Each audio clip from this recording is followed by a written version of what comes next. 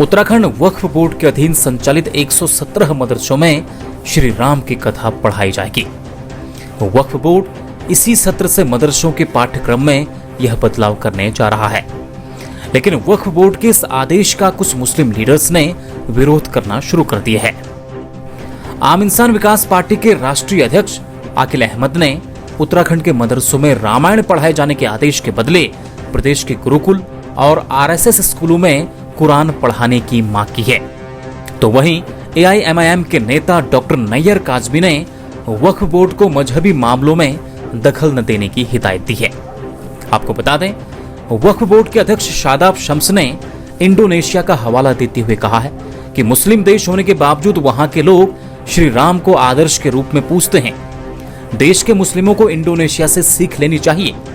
श्री राम ने पिता के वचन निभाने के आदर्श स्थापित किए, लक्ष्मण ने भाईचारे का संदेश दिया और माता सीता ने पतिव्रता धर्म का पालन कर मातृशक्ति का नाम रोशन करने का काम किया। उन्होंने कहा, श्री राम कथा को पाठ्यक्रम का हिस्सा बनाने का मुख्य उद्देश्य आपसी भाईचारे को बढ़ाने का है। आइए आपको सुनाते हैं क्या कुछ कहना है वक्फ बोर्ड के अध्यक्ष शादाब शम्स और साथ ही विरोध करने वाले मुस्लिम नेताओं का। ये विषय आया है कि मुझे लगता है कि श्री राम के बारे में जो वजूद है वो अपने आप में गाथा कहता है। कौन है श्री राम? है राम के वजूद पे हिंदुस्तान को नाज, अहले नजर समझते हैं उनको इमाम हिंद। ये अल्लामा इकबाल साहब ने ये शेर कहा था और कहा कि हम अहले नजर उनको इमाम हिंद समझते हैं। इमाम वो होता है जिसके पीछे आप नमाज पढ़ते हैं, जिसको आप फॉलो करते हैं। तो इमाम जो श्री राम है, उनका कैरेक्टर ऐसा है कि उनको फॉलो करना चाहिए, और फॉलो तब करेंगे जब आप उन्हें पढ़ेंगे। और मैं ये मानता हूं कि जो बेटा अपने वालिद मोहतरम के कौल के लिए राजपाट को लात मार के वनवास चला जाए, कौन नहीं चाहेगा ऐसा बेटा? कौन नहीं चाहेगा ऐसा बेटा? मैं कहता हूं कि ये जो खूबसूरती है, ऐसा किरदार जिसने अपने बिना सेना के अपनी पत्नी के आत्मसम्मान की रक्षा करने के लिए एक महाबली से जंग छेड़ दी और कहा कि कुछ हो जाए मैं अपनी पत्नी को इस तरह से ले जाने वाले को छोड़ूंगा नहीं। मुझे लगता है वो कैरेक्टर ही अलग है।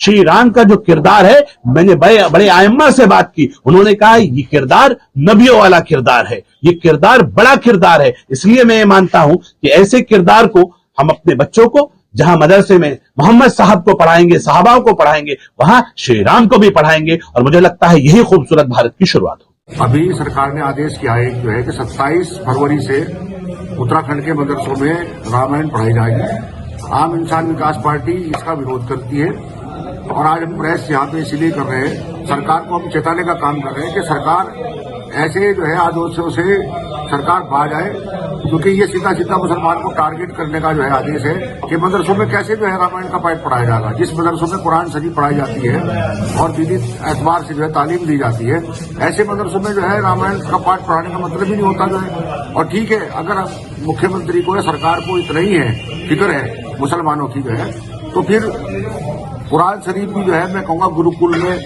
आरएसएस के स्कूलों में, प्राइवेट स्कूलों में, सब में आदेश करे सरकार के जो है कुरान शरीफ भी पढ़ाया जाए। सवाल मदरसे का है। सबसे पहली बात तो अध्यक्ष जी को, जो वक्फ बोर्ड के अध्यक्ष हैं, उन्हें मदरसों के बारे में इंटरफेयर ही नहीं करना चाहिए। सबसे पहली बात तो ये है।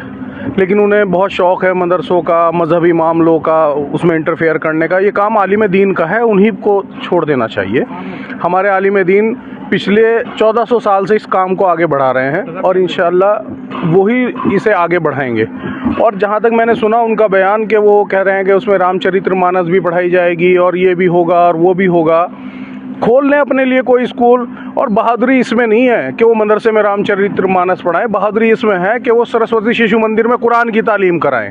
खबरों में बने रहने के लिए न्यूज़ पीटीएस टीवी को सब्सक्राइब करें और बेल आइकन दबाएं, और साथ ही फेसबुक पर न्यूज़ पीटीएस टीवी पेज को लाइक या फॉलो करें।